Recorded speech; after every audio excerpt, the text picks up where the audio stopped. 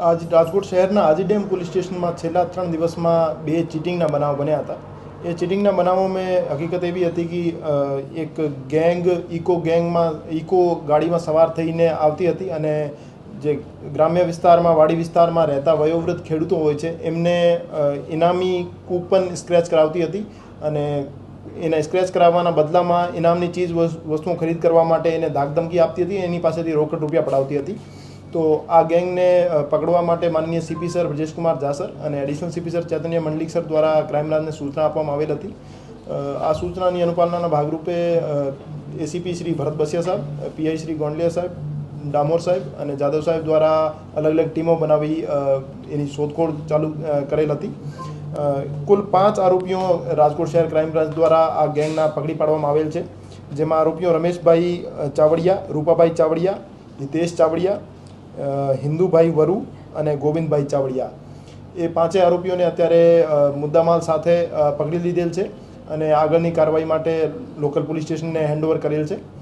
અને એમની એમઓ એવી હતી કે એ આ રીતના નીતિ સેલ્સ ઓફર નામથી સ્ક્રેચ કાર્ડ જે અભણ વયોવૃદ્ધ ખેડૂત હોય છે એમને બતાવતા હતા અને એમના ઉપર સ્ક્રેચ કરાવતા હતા અને સ્ક્રેચ કરાવ્યા પછી એમના જે એમની ઇનામની વસ્તુ લખેલી હોય, જેમ કે મિક્સર લખેલું હોય તો એમને મિક્સર આપતા હતા અને મિક્સરની કિંમત 1500 થી 2000 હોય છે અને એમની પાસેથી 15 થી 20,000 રૂપિયા પડાવતા હતા. અને જે આ વસ્તુ લેવાની ના પાડે સામેવાળો ભોગ બનનાર તો એની ધાકધમકી આપી એમની પાસેથી જોર જબરદસ્તી બળજબરસ્તી રૂપિયા પડાવતા હતા. તો હું તમામને આ બાબતે માહિતગાર કરવા માગું છું કે એવી કોઈ પણ સેલ્સ ઓફર અથવા કોઈ ઇનામી લાલચ આપતી ટોળકીનો આપ શિકાર ના બનો અને એવી કોઈ પણ એમઓથી કામ કરતા માણસો તમારા ધ્યાનમાં આવે તો આપ તરત જ રાજકોટ શહેર પોલીસનો સંપર્ક કરો અથવા 112 ઉપર કોલ કરો.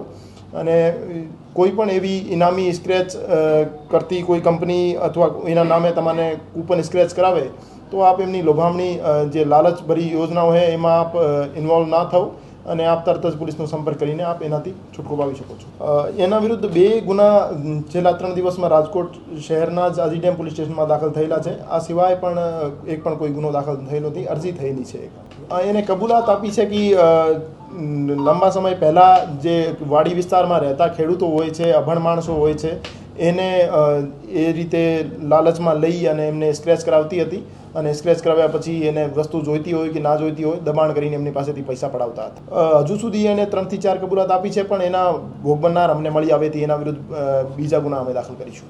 આ લાંબા સમયથી આ નીતિ સેલ્સ ઓફર નામથી આ જ રીતની સ્કીમ ચલાવતા હતા, તો એમાં જ આખી વિગત. સાંજ સમાચાર ફેસબુક પેજને લાઇક કરો, વિડીયો શેર કરો અને વધુ વિગતવાર સમાચાર માટે sanssamachar.net વિઝિટ કરો.